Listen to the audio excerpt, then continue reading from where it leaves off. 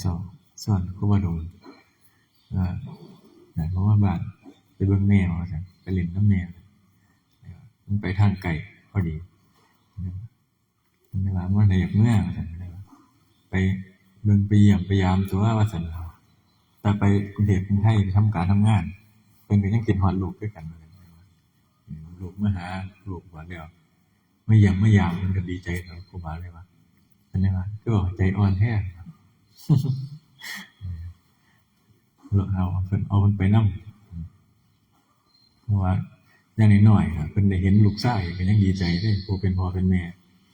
ก็เลยชวนเพิ่นเมื่อมาเล่นบ้านน้อยๆก็ได้ดีใจผู้เป็นพ่อเป็นแม่ญาติพี่น้องเห็นพาลูกพาหลานบวชมาเล่นบ้านโดนเทื่อว่าเราบ่ได้มาบ้านจักเทื่อก็เลยอยากมันมีโอกาสผ่านไปทางนั้นครูบาก็เลยชวนเพราะว่าให้เขาเจ้าถ้ามีธรรมะได้บอกเขาเจ้าฟังก็ได้มีแนวสี่แนวทางอันนี้ธรรมะก็เป็นการดีไปอีกอย่างนึงกับอีกอย่างนึงเฮาก็ผ่านไปทางนั้นพอดีไปทางนั้นอยู่บ่ไกลนี่ก็ถือโอกาสไปเยี่ยมไปยาม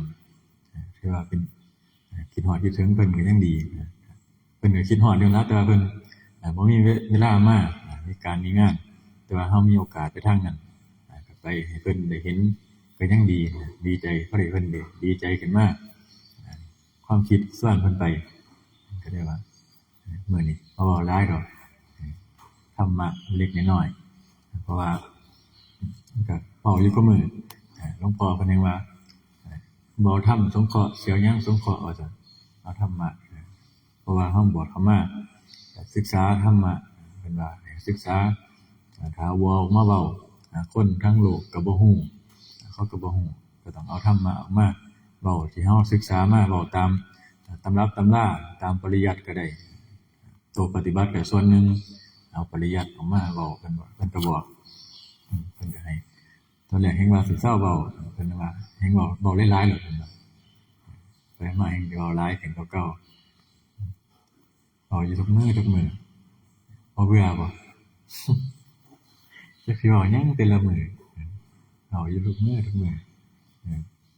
ก็เว้าไปธรรมะตามที่ได้ศึกษาได้อ่านมาได้ปฏิบัติมาเล็กๆน้อยๆเพื่อว่ามาเสริมสติปัญญาของผู้ฟังของผู้เก่าผู้ใหม่ผู้เก่าหรือผู้ใหม่เพื่อว่าจะเป็นพื้นฐานหรือการปฏิบัติต่างๆเอามานำมาเว้าตามที่เจ้าของฮู้ตามภูมิสติปัญญาของเจ้าของนี่ล่ะเพราะว่าแต่ละคนสติปัญญาก็รับรู้ได้ต่างกันถ้าเว้าเรื่องการปฏิบัติบางคนอาจเฮ็ดยังบ่ได้เพราะว่ายังบ่มีเวลาก็อาศัยการให้พระสวดมนต์เอาบางคนนี่นั่งสมาธิว่าให้นั่งสมาธินี่เอาโลดเจ็บแข้งเจ็บขาขึ้นมาโลดแต่ว่าคันสวดมนต์นี่ม่วนสวดมนต์ม่วนเป็นสมาธิไปนำสวดเพลินไปสวดเพลินจิตอยู่กับคำสวดมนต์จังซี่เพราะว่าตะกี้โยมย่าตะกี้อยู่บ้านให้เรานั่งสมาธิเรานั่งบ่เป็นเราว่านั่งบ่ได้เจ็บแข้งเจ็บขาโลดแต่ว่าให้สวดมนต์นี่สวดนำได้สวดไปได้นำเบิดสวดเป็นชั่วโมงก็นั่งได้แต่ว่าให้นั่งสมาธินี่5นาที10นาทีนั่งบ่ได้คือปัญญาหรือว่าอิทธิบารมีของคนแต่ละคนนี่บ่คือกันก็ให้เลือกเฮ็ดเอาตามสติปัญญาผู้บางคนก็อาศัยการให้ทานทำบุญไปก่อนการสวดมนต์ไหว้พระจังซี่เป็นเบื้องต้นเฮ็ดไปก่อนสะสมเทื่อเล็กเทื่อน้อยเพราะว่าคนเฮามันก็สิให้เฮ็ดปฏิบัติโลดก็บ่ได้เพราะว่ามันเป็นเหมือนกับดึงเขามาจากเหมือนเอาไปฆ่าถ้าเฮาสิไปปฏิบัติโลดจังซี่เพราะว่าคนบ่เคยได้ซึมซับบางคนอาจจะยังบ่เข้าใจในพื้นฐานหรือว่าในเข้าใจในพุทธศาสนาแก่นมันก็คือการปฏิบัติแต่ว่าพวกการให้ทานรักษาศีลช่วยเหลือต่างๆนี่เป็นขึ้นภายก็เป็นภายนอกเพื่อว่าที่เขาเป็นถึงภายในการเสียสละการให้ทานจังซี่การให้ทานก็เป็นพระให้แต่พระเป็นเหมือนการแบ่งปันญาติพี่น้องบ้านไกลเรือนเคียงจังซี่ในเมื่อเฮามีพออยู่พอกินบางครั้งก็เอิ้นกันกินเอิ้นกันอยากเหมือนกับสมัยก่อนสมัยก่อนผู้เฒ่าสมัยก่อนผ่านไปผ่านมาเอิ้นกันกินจักแม่นมีน้อยมีหลายก็ช่าง เอิ้นกินนำกันเอิ้นมาผู้นั้นผู้นี้มาพ่อลุงปู่ย่าตายายผ่านมาบ่แม่นขนาดบ่แม่นญาติพี่น้องเจ้าของจักเป็นคนทางไกลไทยมาเอิ้นกันกินเบิดคนอีสานบ้านเฮาส่วนมากจะเป็นแนวนี้สมัยก่อนตอนทุกมื้อนี่ก็หาได้ยากเพราะว่าหาได้ยากเพราะว่ามันก็บ่ค่อยผู้มื้อคนก็บ่ค่อยเข้าวัดฟังธรรมหรือว่าศีลธรรมก็ค่อยเสื่อมถอยไปเพราะว่าคนบ่เข้าบ่ได้ศึกษาเพราะว่าเอารุ่นใหม่คนรุ่นใหม่ก็บ่ค่อยเอาตามผู้เฒ่าผู้แก่เพิ่นพาเฮ็ดมาสิ่งใดมันดีก็บ่เฮ็ดเอาจังซี่นะเฮ็ดเอาแต่แนวมันบ่ดีเพราะว่าแต่ก่อนนี่มันสิพาเฮ็ดยามกินข้าวกินน้ำจังซี่มานั่งร่วมกัน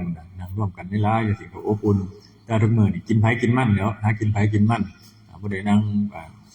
ร่วมกันเป็นวงถ้านั่งร่วมกันเป็นวงนี่มันก็เกิดความอบอุ่นเป็นครอบครัวขึ้นมาได้สนทนากันพอกินข้าวแล้วก็ได้สนทนากันเกิดเป็นความสมัครสมานสามัคคีขึ้นในครอบครัวในกลุ่มครอบครัวนี่เป็นส่วนหนึ่งที่เห็นตอนเป็นเด็กน้อยเวลามีผู้เฒ่าผู้แก่ผู้เป็นพ่อเป็นแม่อยู่เพิ่นก็พาเฮ็ดหรือว่าเอิ้นกันกินเอิ้นกันมากินข้าวนำกันเกิดความสมัครสมานสามัคคีพอผู้เป็นพ่อเป็นแม่ตายไปจังซี่ต่างคนก็ต่างไปบัดนี้ผู้เป็นพ่อเป็นแม่บ่อยู่ต่างคนก็ต่างแยกกันออกไปต่างหาเพื่อว่าหยัง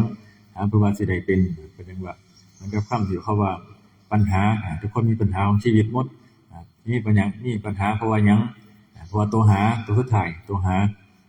มีแต่หามาหาอยากให้ได้เป็นดังใจหาอยากให้ได้มีความสุขหาอยากได้มียศถาบรรดาศักดิ์จังซี่ต่างๆหาอยากให้ได้มีร่างกายสุขภาพแข็งแรงเงินทองนี่คือตัวปัญหาหาน้อยหาหลายก็ขึ้นอยู่ผู้มีปัญหาน้อยปัญหาหลายก็ขึ้นอยู่กับตัวปัญหานี่ล่ะตัวหาตัวสุดท้ายมันก็เลยเป็นหาอยู่หั่นมีปัญหาอยู่หั่นถ้าเฮาหยุดหาบัดพอหยุดหาเบิ่งลองหยุดหาเบิ่งก็สิเห็นว่าสิ่งที่เฮาหามามันก็มีเสื่อมถอยไปเป็นธรรมดามีเสื่อมถอยมีหายไปมีได้มาก็เสียไปเพราะว่าเหมือนกับเงินทองเฮาหามาได้เฮาก็ต้องใช้คือกันเหมือนว่าหามาได้ก็เก็บไว้อยู่ซั่นมันก็จำเป็นก็ต้องจำเป็นในการใส่ใจเหมือนเดิมมันก็มีการเสื่อมไปให้เฮาเห็นแต่ว่าถึงที่ว่าเฮาสิเห็นบ่เฮาสิฮู้บ่ว่าถ้าเฮาหามาหลายๆจังซี่มันก็หาบางคนนี่หามาทั้งชีวิตแทบบ่ได้ใช้เลยบ่ได้ใช้เงินเลยเพราะว่าหยังเพราะว่าป่วยก่อนบ่ได้ออกไปใช้ไปเที่ยวบางคนนี่หามาได้เพราะว่าอยากมีเงินแล้วสิได้ไปเที่ยวจังซี่ไปตามที่เจ้าของตั้งไว้พอหามาได้พอมีแล้วร่างกายกับไปบ่ได้ร่างกายกับไปบ่ได้มันก็เกิดหามาได้ซื่อๆบ่ได้ใช้หยังก็บ่เกิดประโยชน์เพิ่นจึงว่าหามีโอกาสก็ได้หาให้ทำบุญทำทานไว้ในทรัพย์สินเงินทองสิมีน้อยมีหลายก็เฮ็ดตามที่เฮามีน้อยมีหลายก็ตามที่เฮามีตามกำลังศรัทธาของเฮานั่นล่ะบ่ว่าสิน้อยสิหลายก็ตามศรัทธาเฮาบางคนนี่คนจนๆแต่ว่ามีศรัทธาหลายก็เฮ็ดหลายก็มีแต่ว่าคนรวยบ่มีศรัทธาก็เฮ็ดให้น้อยก็มีอันนี้ก็คือขึ้นอยู่กับศรัทธาความเลื่อมใสในพุทธศาสนาหรือว่าใน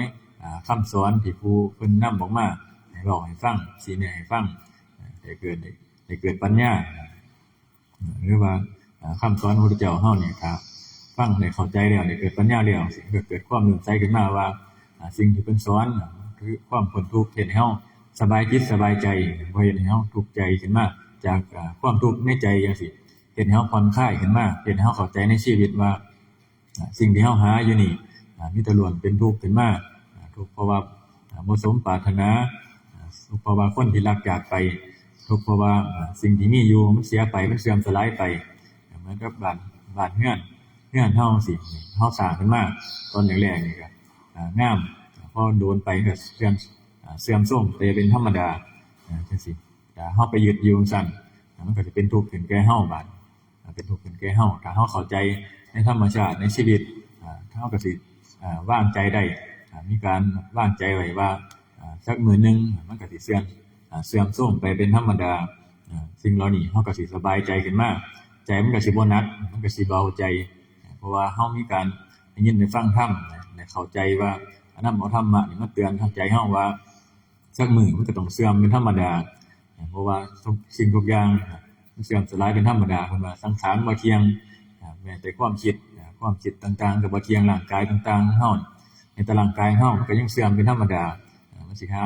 หยังเที่ยงแท้แน่นอนบ่ได้เพิ่นว่าให้เฮาตั้งอยู่ในความบ่ประมาทในชีวิตในการใช้ชีวิตต่างๆเพราะว่ามันเสื่อมไปเป็นธรรมดาถ้าเฮาไปยึดมันก็เป็นทุกข์ขึ้นมามันบ่มีตัวตนสิ่งเหล่านี้สิ่งของต่างๆมันบ่มีตัวตนเฮาสิไปบังคับมันบ่ได้ถ้าเฮาไปบังคับมันก็คือเฮาไปยึดไว้ว่าสิให้มันได้เป็นดังใจมันก็เลยเกิดเป็นความทุกข์ขึ้นมาเพิ่นจึงเลยว่าสิ่งทั้งหลายมันบ่เที่ยงบ่ควรเข้าไปยึดถ้าเฮาเข้าใจสิ่งเหล่านี้แล้วได้ยินได้ฟังแล้วเฮาก็สิเริ่มผ่อนคลายขึ้นมาผ่อนคลาย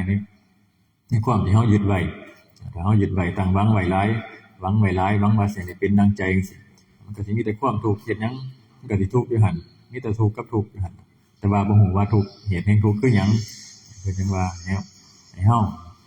ได้ยินเฮ็ดไว้ฟังธรรมไว้เพื่อว่าเป็นทางเดินเพื่อว่าเป็นเครื่องให้เกิดปัญญาเนี่ยเป็นเครื่องนำทางในชีวิตของเฮาถ้าเฮาบ่ได้ยินได้ฟังธรรมมีแต่หาอยู่หั่นหาเฮ็ดจักหาไปเพื่อหยังก็บางคนก็ยังบ่ฮู้ว่าหาไปเพื่อหยังว่าสิได้ให้เป็นหยังหามาได้แล้วก็คิดก็ใส่ไปคือเก่าจังซี่ยังบ่ฮู้อยู่วนเวียนอยู่หั่นจังซั่นก็เลยเกิดเป็นความทุกข์ขึ้นมาเลยบ่เห็นเหตุแห่งทุกข์เพราะว่าเฮามีแต่หาแล้วเฮาบ่หยุดหามันก็เลยทุกข์นี่ล่ะเพิ่นจึงว่าให้หาเหตุแห่งทุกข์ถ้าเฮารู้เหตุแล้วเฮาก็พยายามละเหตุมันเหตุตัวใดมันเป็นทุกข์เฮาก็พยายามคอยปล่อยวางคอยลืมมันอย่าไปคิดถึงมันออกมาจากพยายามออกมาจากสิ่งที่เฮายึดไว้อย่าไปมันก็คือว่าให้อยู่กับลมให้นึกถึงลมเพราะว่าถ้าเฮาอยู่กับลมแล้วมันสิบ่กลับไปคิดสิ่งเก่าๆเนี่ยมันก็สิลืมไปก็สิมาคิดก็สิเริ่มปล่อยวางขึ้นไปนี่ล่ะถ้าเฮาอยู่กับลมอยู่กับอุณโลมอยู่กับความรู้สึกตัวเพิ่นน่ะความรู้สึกตัวนี่ล่ะเป็นตัวให้เฮาเห็นอารมณ์ความรู้สึกต่างๆความคิดถ้าเฮาบ่มีความรู้สึกภายในกายมันก็สิบ่เห็นก็สิมีแต่คิดฟุ้งซ่านไปเพิ่นจึงว่าเฮาอยู่ในกายเพิ่นจึงให้กรรมฐานก็คือเกสาโลมานาคาทันตานี่คือว่าเป็นเพียงกำกับคิดใจเฮาหรือว่าเอามาพิจารณาเบิ่งสิ่งเหล่านี้เฮาอยู่ในกายของเฮาอยู่ในกายเฮาบ่ให้ส่งจิตออกนอกถ้าเฮาส่งจิตออกนอกน่ะเป็นทุกข์ล้วนทุกข์เพราะภายนอกหลายๆอย่างที่เฮาคิดออกไปคิดแสวงหาไปมันก็เป็นทุกข์ถ้าเฮาอยู่กับเข้ามาอยู่ในกายอยู่ในลมหายใจของเฮามันก็เหมือนเป็นกับมีกรอบอยู่อย่างน้อยอยู่ในลมหายใจก็มีกรอบถ้ามันคิดออกไปแล้วเฮากับเข้ามาความทุกข์มันก็สิน้อยลงบ่หลายคือเก่าทุกข์ก็สิทุกข์น้อยบ่ทุกข์หลายเหมือนกับคนบ่มีเครื่องอยู่จังซี่มันก็สิมีแต่โทษไปแต่ทุกข์มีแต่ว่าทุกข์จังซั่นทุกข์จังซี่แต่ว่าบ่รู้ว่าทุกข์แบบใดทุกข์เพราะว่าหยังจังซี่ก็สิบ่ฮู้แต่ว่าถ้าเฮาอยู่ในลมหายใจเฮาสิเห็นเหตุแห่งทุกข์และเฮาสิดับทุกข์ได้อันนี้เอาซ้ำนี่ล่ะสา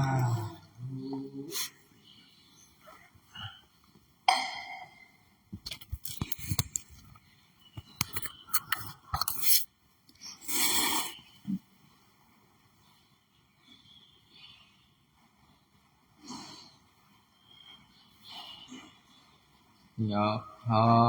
วาลิวหาภูลาปาลิภูเรนติสากะลัง